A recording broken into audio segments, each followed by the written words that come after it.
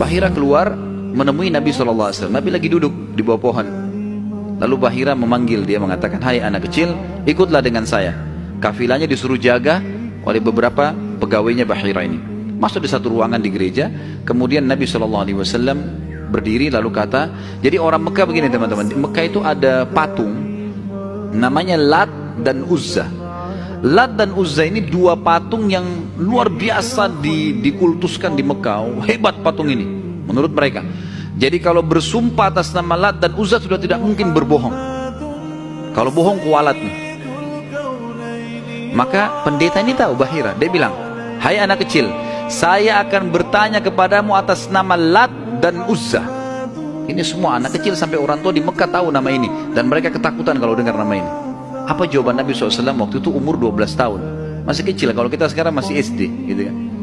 Maka beliau mengatakan, "Jangan engkau sebutkan dua nama berhala itu karena aku membencinya. Aku tidak suka dengan patung itu." Penasaran Bahir.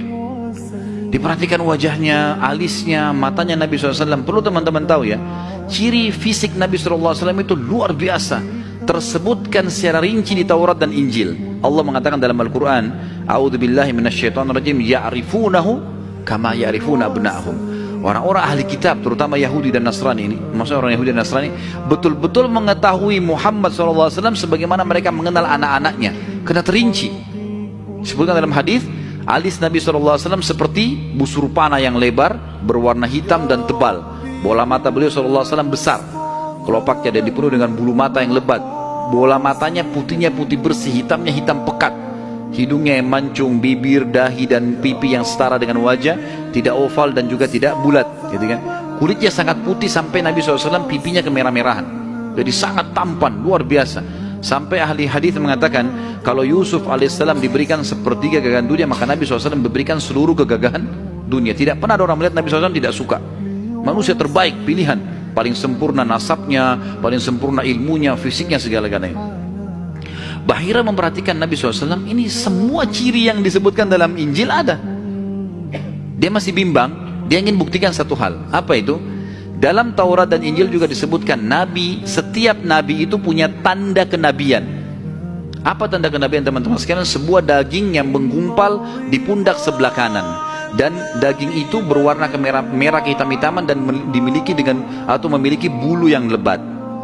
Maka Bahira berkata, "Hai anak kecil, apa kau izinkan saya untuk melihat punggungmu?" Dia mengatakan, "Iya silakan." Dibukalah oleh Nabi SAW. Begitu dia lihat tanda itu, lalu Bahira menciumnya dan mengatakan, "Kaulah orangnya." Tapi garis bawah satu hal ya, tanda ini tanda kenabian. Sudah selesai dengan Nabi Muhammad SAW. Jadi kalau di punggung antum ada dusta semua itu. Tidak ada hubungannya sama Nabi. Loh ya, karena banyak orang yang ngaku-ngaku Nabi nih. Kata Nabi SAW, akan datang 50 dajjal, pendusta, setelah aku meninggal, mengaku semuanya Nabi. Mereka semua pendusta, aku penutup para Nabi dan Rasul, gitu kan. Karena ada orang mengaku gitu. Jadi ini khas untuk Nabi-Nabi dan sudah ditutup dengan Nabi Muhammad SAW. Sudah habis ceritanya. Nah, jadi kalau ada yang gumpal-gumpal tuh daging numpang aja. Pada saat itu Bahira pun membawa Nabi SAW masuk ke dalam ruangan makan lalu berkata, "Siapa walinya anak ini?" Wali ya. Siapa walinya anak ini? Kata Abu Talib, "Saya ayahnya." Abu Talib berkata, "Paman." Kata Bahira, "Tidak mungkin kau ayahnya.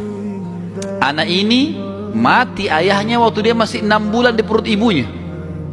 Pendeta di negeri Syam tahu.